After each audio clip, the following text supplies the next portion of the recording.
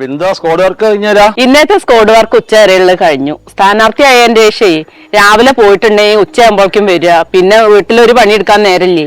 പിന്നെ ഉച്ച കഴിഞ്ഞാൽ പിന്നെയും പോണം. സ്ഥാനാർത്ഥി ആയ ഒരു ഒഴിവുണ്ടാവൂല. ഇനി ജയിച്ചു കഴിഞ്ഞാൽ തീരെ ഒഴിവിട്ടൂല. അല്ല ഉണ്ണി, എന്നോട് 10ാം വാർഡിൽ സ്ഥാനാർത്ഥിയായിട്ട് നിക്കാൻ പറഞ്ഞിരുന്നില്ലേ? എന്നിട്ട് എന്തേ നിക്കാഞ്ഞ്? ഞാൻ ഇപ്പൊ PSC റാങ്ക് ലിസ്റ്റിൽ വന്ന് കിടക്കാണ്. എപ്പോഴാ ജോലി കിട്ടുമെന്ന് പറയാൻ പറ്റില്ല. കിട്ടിക്കഴിഞ്ഞിട്ട് പിന്നെ അവിടെ നിന്നാലേ പിന്നെയും വേണം ഒരു തെരഞ്ഞെടുപ്പ് നടത്തുക. അത് വിചാരിച്ചിട്ട് ഇങ്ങനെ ഒഴിഞ്ഞെന്നാ. അവിടേക്ക് നിക്കുകയാണെങ്കിൽ എന്തായാലും ജയിച്ചേരുന്നു കേട്ടോ. നമ്മളെ പാർട്ടിക്ക് ഒരു മുൻതൂക്കമുള്ള സ്ഥലമാണത്. അന്റെ നാത്തും അന്റെ ഇപ്പം വരവൊന്നുമില്ലേ? കഴിഞ്ഞ പ്രാവശ്യത്തെ മെമ്പർ പോലെ അതൊന്നും പറയണ്ട എന്റെ ഉണ്ണിയെ. എന്റെ ഏട്ടമ്മ ഉണ്ടല്ലോ, കഴിഞ്ഞ പ്രാവശ്യത്തെ ഇലക്ഷനിൽ നിന്നപ്പോഴേ രാവും പകലില്ലാതെ കൂടെ നടന്നെന്താ ഞാന്. ഇപ്രാവശ്യം ഞാനൊന്ന് വിളിച്ചപ്പോ കൂടെ വരാൻ തന്നെ മൂപ്പത്തിക്ക് മടിയാ. അതെന്താ അങ്ങനെ? നിങ്ങൾ നല്ല രീതിയിൽ കഴിഞ്ഞിരുന്നു. ഞങ്ങൾ തമ്മിൽ പ്രശ്നമൊന്നുമില്ല എന്റെ ഉണ്ണിയെ. 3-4 പ്രാവശ്യം മൂപ്പത്തി ഇലക്ഷനിൽ നിന്നിട്ട് ജയിച്ചല്ലോ.